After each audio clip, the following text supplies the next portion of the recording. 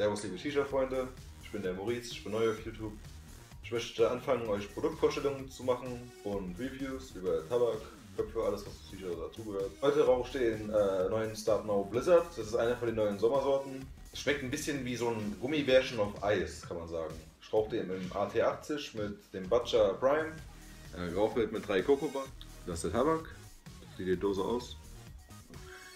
Hier seht ihr den Schnitt. Also ich finde Start Now war früher viel grober.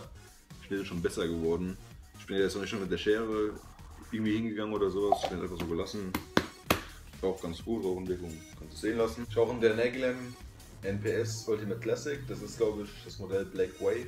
Ich kann euch auch noch mal in einem anderen Video zeigen. Die Infobox schreibe ich später rein, da könnt ihr abstimmen, was ich schon beim nächsten Video vorstellen möchte. Zur Auswahl habe ich jetzt den Schmand weg und den Kalot Lotus zusammen mit der Harmony. Das ist noch ein bisschen für euch, zeige ich schon die Rauchentwicklung.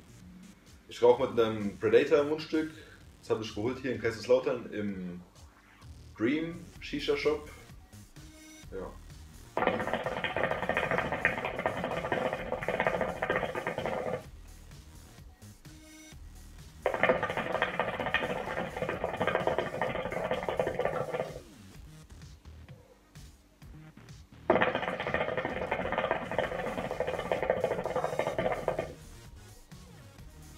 Ihr seht ja, es raucht gut.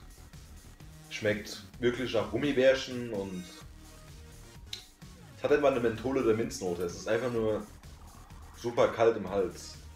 Ich weiß nicht, wie ich es mache. Es ist halt einfach dieses Eis. Es schmeckt auch nicht nach Eisbonbon. Es ist einfach nur, schmeckt einfach nur nach Eis. Ich weiß nicht, was es ist. Das ist, glaube ich, was ist denn das? Traube. Da ist auf der Dose noch ein Cocktail drauf. Limette. Minzblätter. Bilder vom Kopfbau blende ich euch gleich unten ein.